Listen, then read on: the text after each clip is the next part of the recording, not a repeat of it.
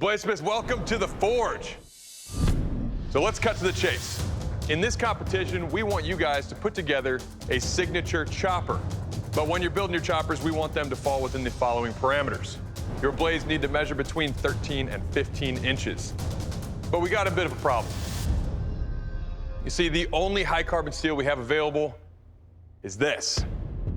Just a sliver of 1095. But we totally understand it is impossible for you to put together a chopper of the dimensions we're asking for using only this high carbon. We want you guys to source the rest of your materials from this.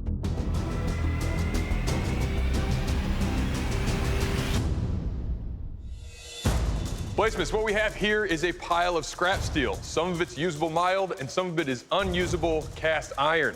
What we want you to do is source the bulk of your materials from this pile here, turn it into a billet, forge weld your high carbon on there as an edge, and turn it into a blade. We've got 3 hours on the clock for this first round of competition, so good luck, work hard. Your time starts now. First thing comes to my head is find the biggest piece of mild steel laying on that table. I'm looking for something that's going to be flat and thick enough that I could insert a bit of the high carbon steel into. Find a basic round stock that I knew it was mild steel as soon as I looked at it. Nathan just cut his high carbon sliver in half. Still silly, why would he do that? Yeah. He's probably looking at it as too long a weld. The length of the weld is what's making him nervous, I would assume. I've got my 3 pieces all tack welded together. Now I'm gonna put it in the forge and set my forge welds. I see this square tube. If I can use an angle grinder and cut off one section, that'll be enough that I can draw out a blade to parameters. My biggest concern is not getting the forge weld all the way down the high carbon bit. A lot could go wrong with splitting apart. That's a nice forge weld temperature. It's looking good.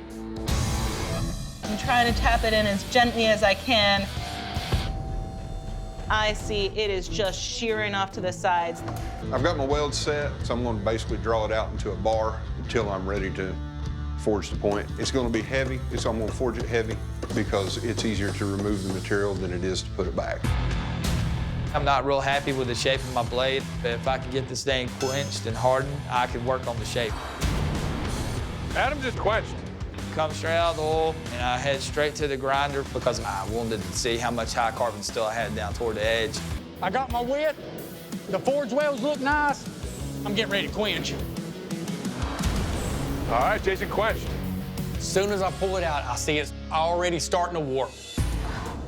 I'm having a bit of trouble getting this forge weld to set. Okay. She looks like she's getting pretty frustrated. So I'm going to have to beat it into submission until I've mushed those 2 pieces together. The heart of this blade is 1 piece. I'm feeling good right now. All right, Bladesmiths, coming down to the wire. You have 30 minutes left. 3-0. It's time to get ready to quench. I don't know what the stresses will do with the 2 different kinds of metal. It could pop my edge right off. There we go. All right, Nathan quenched. Take it out. Once I get through the smoke, it looks pretty straight. With the time I have, I'm gonna grind on my blade. It's heavy. It needs to be lightened a lot. I'm not real super happy about the shape. Wish I had a little bit more time to make it prettier, but it's time to acid etch. I'm wanting to look for the little brown circles. That definitely indicates that you've had a failed forge weld. I'm not seeing any rust spots coming out from the forge weld, so I'm really happy at this time. Now we have a knife. It weighs a ton because I haven't removed enough material, but the knife looks right now. Stephanie just quenched. It's mostly straight, but I'm just gonna bring it straight to the grinder and profile my blade. There's not a whole lot of time left on the clock, but I'm hopeful and I'm happy. As I'm working on the grinder, I've seen the seam where the mild steel was pulled back a little bit from the high carbon. See the high carbon?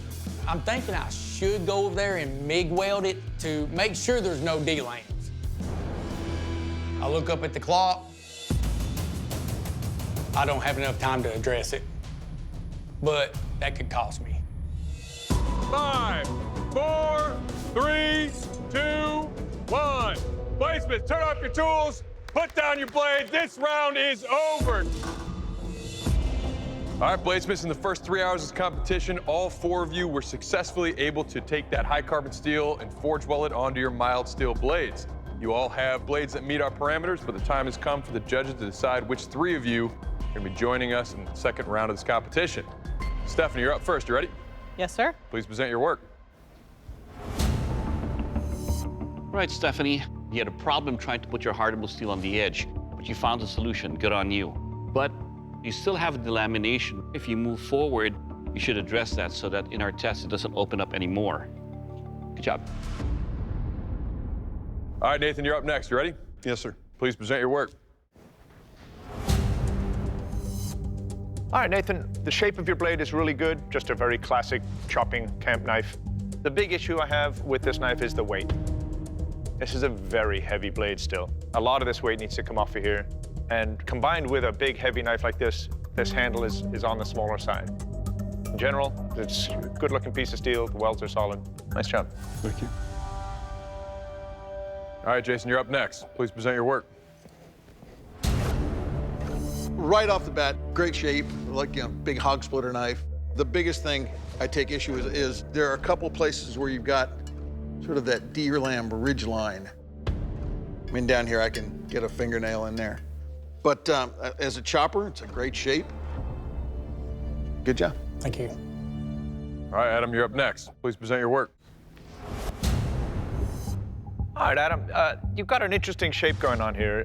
This is another blade where the steel was welded directly down onto the mild steel. So you really can't do all that much profiling with this edge without, kind of grinding into the mild. But in general, I think you're set up for an interesting looking chopper. Nice job. Well, Bladesmiths, first off, I want to say you guys all have a lot to be proud of. We gave you a very difficult and unique challenge, asking you to take a tiny bit of high-carbon steel and somehow turning it into a functional chopper. But in this competition, only 3 of you can join us in the next round. The bladesmith who's going to be leaving the forge is Jason. Unfortunately, your blade didn't make the cut today, and Doug's going to tell you why. Jason, first up, I want to thank you for battling through and turning in. Pretty good design for a competition chopper. But your blade has the most visible delaminations along the weld line, and for that reason, we're sending you home. Totally agree. Thank you. Well, Jason, you had the process all down, but unfortunately, man, you're not going to be joining us in the next round of this competition. I'm going to have to ask you to please surrender your work and step off the forge floor. I practiced for weeks doing all my canister, regular Damascus, sand my, and then they threw a curveball of putting a small piece of high carbon down a full-length blade into mild steel. But I have no regrets. I had a blast, and I'll keep on bladesmithing. Bladesmiths, welcome to the forge. To kick things off, gentlemen, you guys are going to have 3 hours to build a very large signature blade in your signature style. The only thing we ask is that you have a cutting edge that measures between 16 and 18 inches. Now, you're probably still wondering what we're doing outside, gentlemen. Well, that's because today you'll be sourcing your steel from something so large it was unable to fit through our bay doors into the forge floor. Guys, today you're going to be building your blades from this.